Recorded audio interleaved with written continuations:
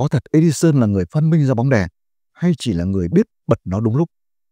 Khi đang kể những dòng này, tôi biết nhiều người vẫn tin chắc chính Edison là người đầu tiên đưa ánh sáng vào lịch sử. Tên ấy gắn liền với sách giáo khoa, với hình ảnh người Mỹ bền bỉ và sáng tạo. Nhưng mọi chuyện không đơn giản đến vậy. Trong bóng tối của lịch sử còn có những cái tên khác, những người từng nhét lửa nhưng không ai nhớ. Chuyến đi này chúng ta sẽ lần ngược dấu chân họ, đi qua sân khấu nơi Edison xuất hiện và kết bằng một chi tiết đủ khiến khái niệm người phát minh bóng đèn rung chuyển. Tôi từng nghĩ Edison là người đầu tiên làm ra chiếc bóng đèn có sợi đốt phát sáng, cho đến khi đọc được một tin về London. Năm 1878, Joseph Swan bật chiếc bóng đèn đầu tiên trước đám đông. Sợi đốt cháy trong chân không và cả căn phòng bừng sáng. Rồi Edison bước vào và bằng cách nào đó, thế giới quên sạch phần còn lại. Lục lại các ghi chép cũ, hóa ra trước Edison cả thế kỷ đã có người thử làm bóng đèn. Nhưng ánh sáng chỉ chớp lên rồi vụt tắt. Đắt đỏ, dễ hỏng, không sản xuất hàng loạt được. Swan là người đầu tiên thật sự làm được, và ông được cấp bằng sáng chế tại Anh.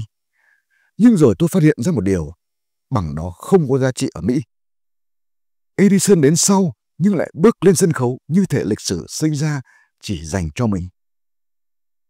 Tôi tìm hiểu và biết Edison thực sự hơn ở điểm nào. Thì đây, sợi đốt carbon bền hơn, chân không gần như tuyệt đối nhờ bơm thủy ngân của Sprengel, điện trở lớn hơn, hợp cả mạng lưới. Nhưng thứ khiến tôi ngả mụ là ông không bán đèn, ông bán cả một hệ thống chiếu sáng.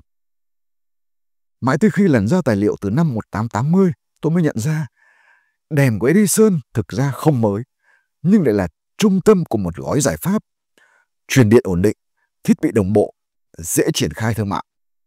Ông gom lại mọi thứ, từ kỹ thuật tới tiếp thị, không chỉ làm một món đồ mà dựng cả ngành công nghiệp. Và đó là cách ông vượt lên, không nhờ đi trước mà nhờ đi đúng lúc, đúng cách. Nếu Swan bật đèn trước, sao không ai nhắc tới? Nếu Edison đến sau, sao lại thành huyền thoại? Giới sử học nhắc 3 yếu tố: truyền thông, giáo dục và luật sư. Còn tôi vẫn đang xem ai thực sự xứng đáng được gọi là cha đẻ bóng đèn. Và tôi tìm lại hồ sơ sáng chế. Năm 1879, William Sayer và Abonman được cấp bằng sáng chế US 205144, mô tả chi tiết bóng đèn sợi carbon trong chân không. Gần 2 năm sau, Thomas Edison được cấp bằng US 223898, cũng là bóng đèn sợi đốt dùng chân không, nhưng cấu tạo và cách làm khác biệt. Ban đầu tôi nghĩ người đến sau sẽ thua. Nhưng không.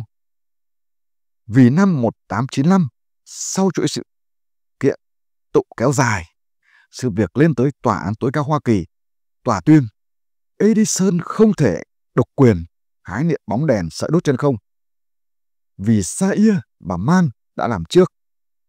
Nhưng ông vẫn giữ được phần cải tiến riêng, nên bằng không bị hủy, chỉ bị giới hạn phạm vi bảo hộ. Tôi ngạc nhiên khi thấy bằng Edison chỉ huy Electric Lamp, nhưng mô tả bên trong lại dùng chân không, khiến nhiều người tưởng ông nghĩ ra đầu tiên. Thực ra thì không. Edison thua về mặt pháp lý, nhưng thắng ở mặt kỹ thuật và thương mại. Tên ông sáng lên không nhờ bóng đèn, mà vì ông biến được nó thành cả một mạng lưới ánh sáng. Tôi rút ra một điều, không ai phát minh ra ánh sáng cả, chỉ là tìm ra cách khiến bóng tối rút lui có hệ thống. Swan thắp sáng, Sayer và Mann đặt nền móng pháp lý, nhưng chính Edison là người kết nối tất cả, đúng lúc, đúng thời và rất giỏi marketing. Từ đây, ta không chỉ kể về phát minh nữa, vì các tập sau sẽ cho thấy Edison không chỉ biết bật đèn mà còn biết đốt sạch đối thủ bằng luật, truyền thông và cái hệ thống ông xây nên.